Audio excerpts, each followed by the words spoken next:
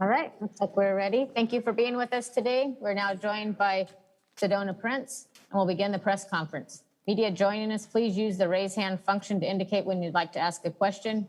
When you are called on for your question, please state your name and affiliation first. Our first question will come from Lindsay with USA Today. Please unmute your microphone and ask your question. Hey, Sedona, Lindsay Schnell from USA Today.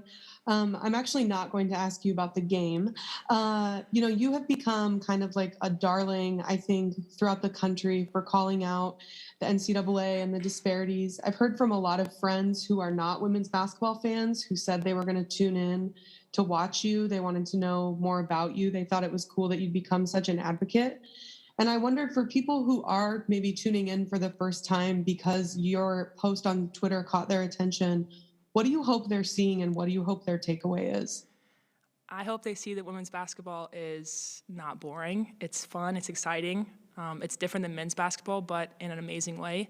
We play hard and with our hearts, and there's so many fundamentals. It's such a different game. And so I just wanted to show them today and my team that, we wanted to show that we're fun to watch. Our next question will come from James with the Oregonian. Please unmute your microphone and ask your question. James Crepey with the Oregonian. Sedona, in the fourth quarter, you and Niara take over offensively. You also grabbed 4 of your 5 rebounds and had 3 of your 4 blocks. How were you able to take over the game so much in those final 10 minutes? Niara and I talked before the fourth quarter, and we were like, we're gonna go to the Sweet 16 on our first year. And we came out, and she dominated, and also, our teammates allowed us to get good post-ups and stuff, and made amazing entry passes, and so it was just a collective, effort of we're gonna get this, we're gonna win, and we're gonna go to the Sweet 16. Our next question comes from Andrew. Go ahead and ask your question. Hey, Sedona, Andrew Hobner with KZI back in Eugene. This has been a long road for you, just the ups and downs, dealing with injury, getting healthy. I mean, is this the healthiest you have felt just out there on the floor? Yeah, absolutely. I've dealt with an ankle sprain early in the season, some knee issues and stuff, and so I had to take some breaks earlier when we were playing in Pac-12 play. But we worked really, really hard in those 2 weeks we had off to just get healthy for our whole team, and so that's what we focused on. And I feel amazing. My body feels great, and I'm able to play my best basketball. Our next question comes from Orlando. Go ahead and ask your question. Orlando Sanchez, KGW TV, Portland, Oregon. Congratulations, Sedona. You mentioned that goal going into the fourth quarter of saying you want to go to the Sweet 16. You did it. How does it feel? What does it mean to you to get the job done and go to the Sweet 16? It makes me want to cry because I watched since the fourth grade when I started playing basketball of people, celebrating these kind of moments, and in March, how amazing it is to see. And this year's a little bit different because of COVID, and it's been a struggle all year. No fans. My parents haven't really been able to see me play. They are in the stands today, so playing in my home state and in a gym that I played in high school is so amazing. And now being able to go to the Sweet 16 and experience even more of this is going to be amazing. Our next question comes from Max. Please unmute your microphone and ask your question. Sedona, congrats on the win. Max Torres from Ducks Digest in Eugene. You play for this powerhouse program that maybe didn't end the regular season how you guys really had in mind. What is a win like this? What kind of message does that send to the rest of the tournament and the country? I think that everyone is just was doubting us when we first came in.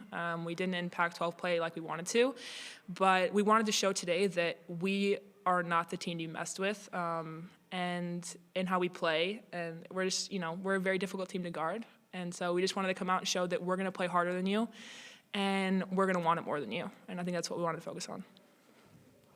Our next question comes from Ryan. Go ahead and ask your question. Hey, Sedona, Ryan Thorburn with the Register Guard in Eugene. Obviously, you used your platform to voice your concerns over the inequality you see between the men's and women's tournament. But after doing that and getting that response and that attention, Did you feel any pressure to perform on the court, and how does it feel to deliver in the spotlight like that? Yeah, yesterday's game, I was extremely nervous before just because I knew that a lot of people were going to be watching. And so I was nervous, but that's a good thing. We wanted more people to watch, and I'm going to have to get used to it. And so I was talking to my trainers, and I was just I was on one yesterday before the game, but they calmed me down. My teammates huddled around me and just, lifted me up. But, that's the point of it, is to bring more attention to our game and to get more viewership. Our next question comes from Donnie Woods. Please unmute your microphone and ask your question. Donnie Woods with World Exposure Report. Sedona, phenomenal game. Obviously, a very emotional game, intense, back and forth. What does this win mean to you? And transferring from a powerhouse, did you really envision making it to Sweet 16 in the first year of playing after transferring? I wanted to, but I honestly didn't know what the season was going to be, especially after last year. In COVID and a brand new team, we had no idea what we were going to expect. And so I'm unbelievably proud of these girls. They all wanted this. We came in at halftime, and we've always struggled with our third quarter and coming out strong. But we wrote on the board, and we were like, this is going to be us. We're going to get this. We're going to come out with this, and we're going to just come and just punch them first, and that's what we did. Our next question comes from Claire. Please unmute your microphone and ask your question. Hi, Sedona. Claire Fulconic from Duck TV Sports. I'm not sure if you saw, but the San Antonio Spurs were repping some women's college jerseys the other day. And I was just wondering what it means to you to kind of see that representation, especially from such a historic organization. It's amazing. It's what we want. It's what we deserve. We work just as hard and we play amazing. And so we deserve just as much credit as the men do. And through all this stuff, I learned a lot, but it's that people love women's basketball and people will support us if we use our platform and if we talk about it. And so that's amazing. I didn't know that. That's so cool. I love that. And I hope that, more big organizations give us the credit we deserve. Our next question comes from Nick. Please unmute your microphone and ask your question. Nick Krupke from Fox 12, KPTV in Beaverton. Seeing what you guys have done and what the men are doing in Indianapolis, 2 Duck teams in the Sweet 16. I know that a few of you are friends, and in normal times you would be hanging out. So what's significant to just both teams are representing the U of O on the next stage? It's pretty cool. I'm excited. We were really excited when they got that win, especially, how they got it. They definitely proved that they're an amazing team. And so it just shows how good of a team, how good of a school Oregon is at basketball. And so I'm really excited that we get to rep our Ducks and hopefully come back to Eugene with some championships. Our next question comes from Rob. Go ahead and ask your question. Sedona, you obviously provide a lot of production, and it wasn't just in the flow of play. A couple of those out of timeouts, KG obviously ran plays for you. So did you expect to have this much on your shoulders? And you said you were nervous the other day. So were you as nervous, knowing you were going to be leaned on this much? No, I came out in the first quarter, and I didn't really have nerves. And I think that was just specifically based on my teammates just being around me and giving me that trust in me. And I knew that they trusted me 100%. So they gave me that confidence to make a play. I knew that if I wanted to score, I could. And it felt really good. It was a really fun game. Our next question comes from Eric. Unmute your microphone and ask your question. Sedona, Eric Scopel, 24/7 Sports. I want to circle around just about this 1-2 punch with you and Yara. I know you guys spent last year becoming so close. How meaningful was it for the two of you to have that game? And then also just you guys seem to work really well together in the high post. Talk about that relationship. Yeah. I saw a video of us hugging after the game, and that describes us and what we've been through. When I came here, we were both so broken, and we didn't know if we were going to play basketball again. And hugging her after this game, and she had an amazing game. And playing with her, she is such a fun player to play with, and I just love her so much. And watching where we've come, and now leading this team to the Sweet 16 is incredible, and it feels so good. And I'm so proud of her because it's been so difficult for the both of us, and she has powered through so hard, especially through the season. It's not been easy with COVID and her injuries and fighting back, but she's done it. and she is an amazing teammate. We have time for 2 more questions. Our next one comes from Warren. Unmute your microphone and ask your question.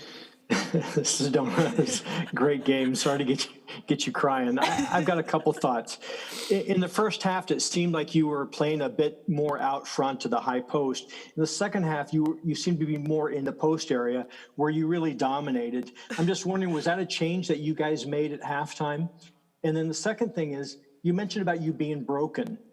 Is there a good level of validation now from your early days and then transferring to Oregon, and here you sit on the verge of, the Sweet 16? Yeah, so we came on the first half. I was a little bit, skeptical because obviously number 14 on Georgia she's bigger than me. And so I just kind of wanted to feel it out. And then after I got that confidence, I just, started taking it inside and feeling more, stronger on the post and stuff. But it took me a minute. And to answer your second question, what was it again? I'm sorry, I'm not good with keeping it 2 questions at a time.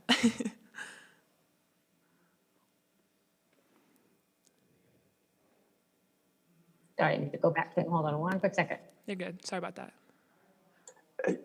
You mentioned about you being broken, and I'm just wondering what level of validation does this give you after transferring to Oregon and being such a presence and on the precipice of going to the Sweet 16? Yeah, absolutely. I think last year when I wasn't able to play, it knocked me down pretty hard.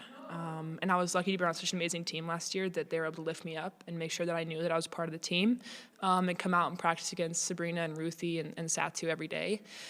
But I was broken, and multiple times when I transferred, I was looking for a new home, for happiness, for someone to just, take me with open arms and love me again. And that's what I found. And it's so amazing that now I have such a big platform and I'm able to inspire and help so many people and also bring so much attention to my sport because that's what it deserves. We work so hard, and this year deserves so much attention because it's unlike anything else. Our final question will come from James, and then we'll get to the coach. Go ahead, James. Sedona, for much of the season, you guys were having a hard time establishing an identity, really on both ends, but especially on offense. Coaches talked about that. The other day, Aaron said something after the South Dakota game about individually everybody would have to play to their greatest strengths. And clearly in these 2 games you have. She got going more from 3 than she had in 3 months. You guys have gone to the inside in both of these games. Has this been a strategic shift to play, and Maddie on defense, obviously the last 2 games, has this been more of a strategic shift from coach, from all of you guys to play more to your strengths? And if that's size inside, then so be it. If it's Aaron on the outside, if it's Maddie on defense, that's going to be this identity now in this tournament. Yeah, absolutely. The thing we'd always talk about is that we have so many strengths, whether it's inside with me and Yara and Lydia, or outside with T. Mike, Aaron, Sydney, all these amazing shooters we have around us. And so if we just break teams down, we usually like to go inside first, but if our shots are being knocked down, take them. And that's how selfless our team is. It's that, every single night a different player might have an amazing night. And it's just like we lift each other up and we love each other. And so that's what we try to focus on, is that if, we have an advantage inside, then we're going to take advantage of it. But, if we're shooting really well, then we're going to do that. And so we have a lot of weapons, and we're going to continue to use them. Thank you, Sedona. Congratulations on a great win. Good luck the rest of the tournament. Thank you, guys. We'll next hear from head coach Kelly Graves.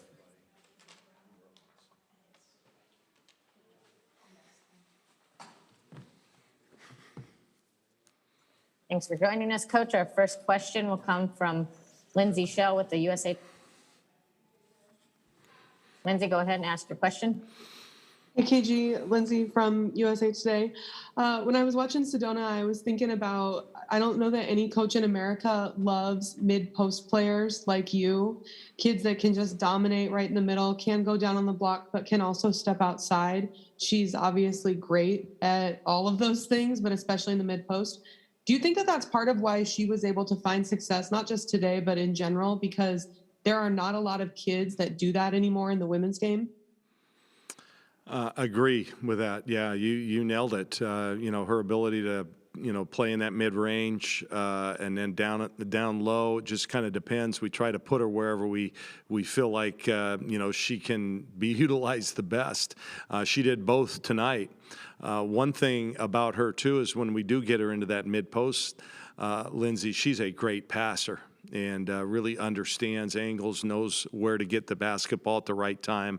I thought the synergy between her and Niara was really good tonight in that high-low game. So as you guys just saw in that interview, how blessed am I to be coaching a young woman like her. I mean, she is really the whole package, not only a tremendous player, but just think of the pressure she's had on her, being so outspoken. She's had a lot of attention placed on her, and she has backed it up. And that's not easy to do. And I'm really proud of her and really happy for her and the rest of the team. Our next question comes from Ryan. Go ahead and ask your question. Hey, Kelly, Ryan Thorburn with the Register Guard in Eugene. Obviously, Sedona and Yara deserve a lot of credit, but how would you describe the lift Maddie Shear has given you guys that maybe you don't see in the statistics? Well, to do what she did tonight against, really athletic guards, a team that really likes to pressure you and take you out of what you're trying to do. This is a big stage for a young freshman starting only her second game. And I thought she was terrific. Did not score, but she had 6 assists. She got us into our offense. She got the ball to the right people at the right time so that they could make a play. And then defensively, I thought she had a huge impact on what we did tonight. Logged the most minutes she's ever played, certainly for us. And I thought she was just as good down the stretch as she was at any point in the game. I'm so proud of her. She's playing well beyond her years. And, I think when you look at her and some of those other young guards that we have, we've sure got a bright future. Our next question comes from Andrew. Go ahead and ask your question. Yeah, Kelly, Andrew Hobner, KZI. Kelly, it seems like the last couple of years, you guys really made an emphasis to make this team better defensively after that Final Four matchup against Baylor in 19. Are there lessons that you guys took from that game that is applied now, especially given the defensive performance you guys are putting in this tournament and how much more stout this unit has been over the last 2 seasons? Well, we have 2 players that were on that team 2 years ago. So, they may have learned something, that night. I just think, you play in the NCAA tournament, it comes down to defense. It comes down to getting stops. And we've struggled, especially down the stretch, to do that. I'm so proud of our team. We've given up 47 and 50 points in our first 2 rounds. And tonight, they scored 6 points. That's been our bugaboo. Those that have followed our program know that third quarter's been tough for us at times. And tonight we gave them 6 points in that third quarter. And I don't think they scored in the last half of the third quarter. And then down the stretch, making them go 1 for 7, 1 for 8, something like that.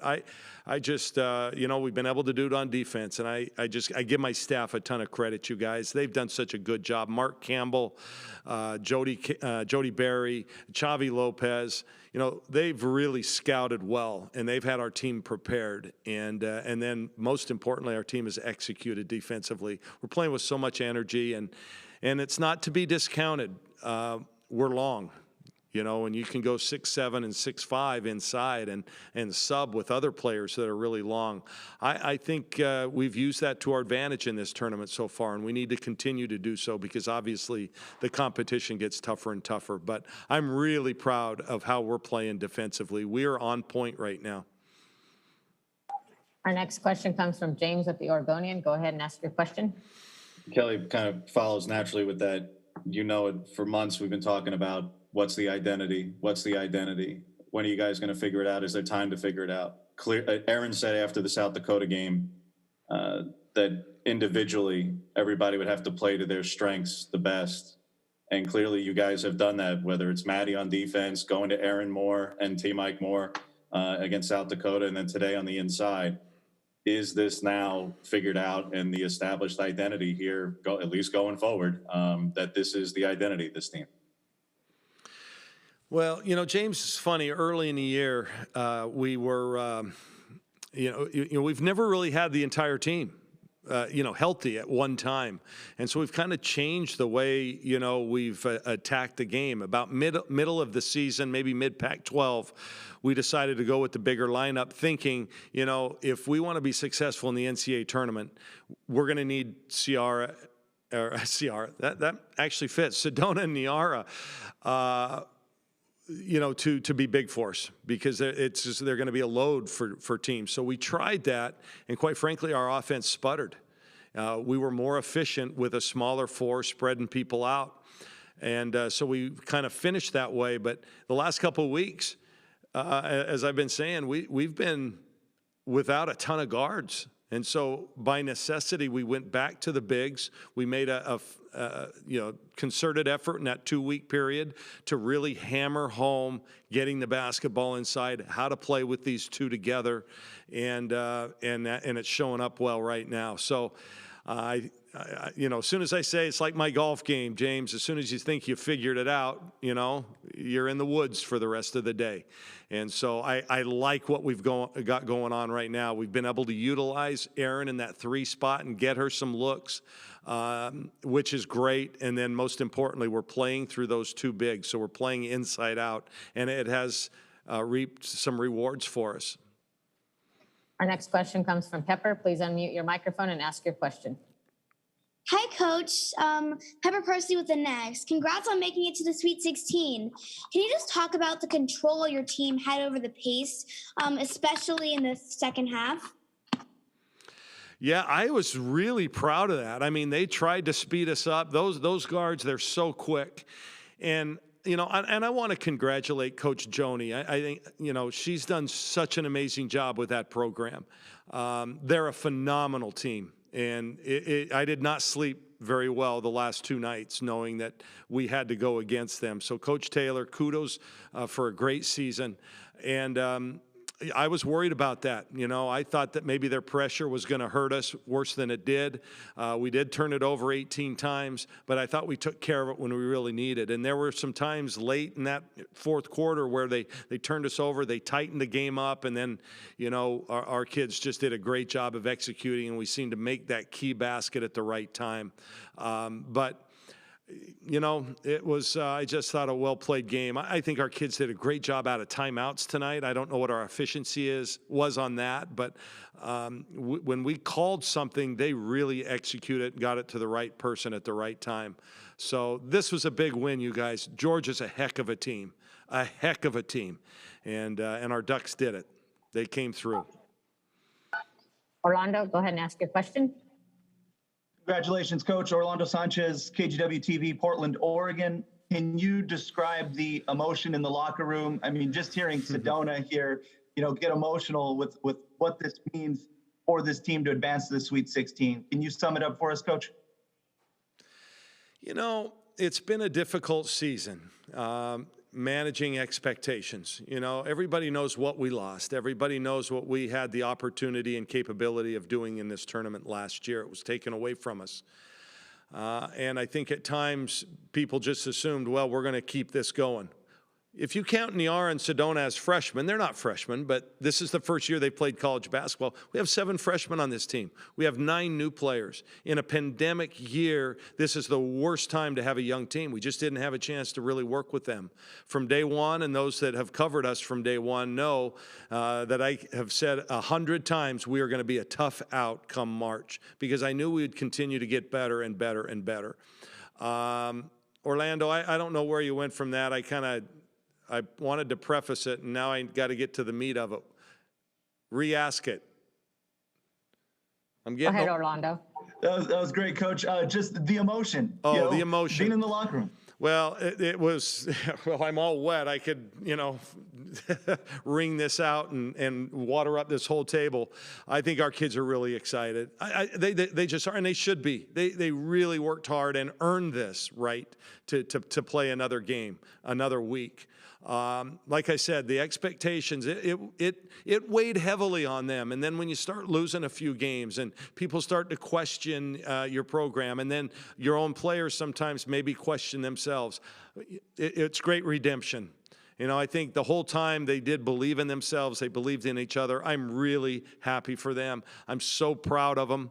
like I said, it's just not been an easy ride. And listen, we're still playing, so we feel so good about that. Due to our time constraints, this will be the last question. Go ahead Okay. and ask your question, Max. Hey, Kelly, Max Torres from Ducks Digest in Eugene.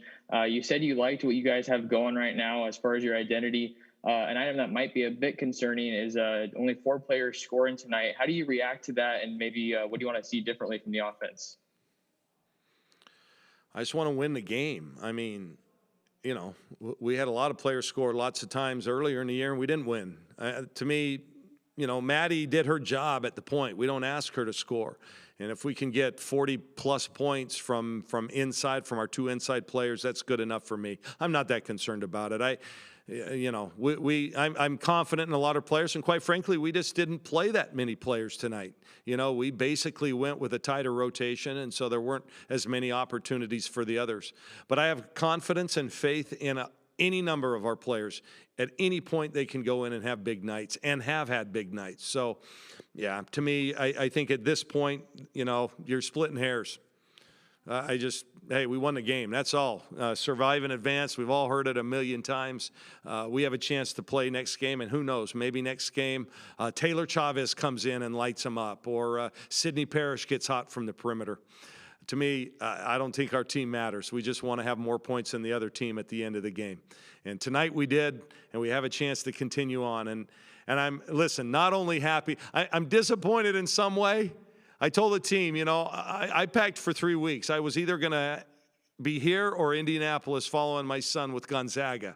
I told them I'd much rather stay in San Antonio, and we are. We're staying for a little extra time. Shout out to our men also in the Sweet 16. So this has been a great couple of days for the University of Oregon. I'm really proud of both basketball teams, and for Duck Nation, I guess we can say, Duck fans everywhere. Thank you for your time today, All right. Coach. We're you. happy you're sticking around in San Antonio as well. Good luck the rest of the way. Yeah, and finally, we have some coffee in our hotel. So that's a good thing. I think they're moving us to a place that has coffee. Northwesterners need it.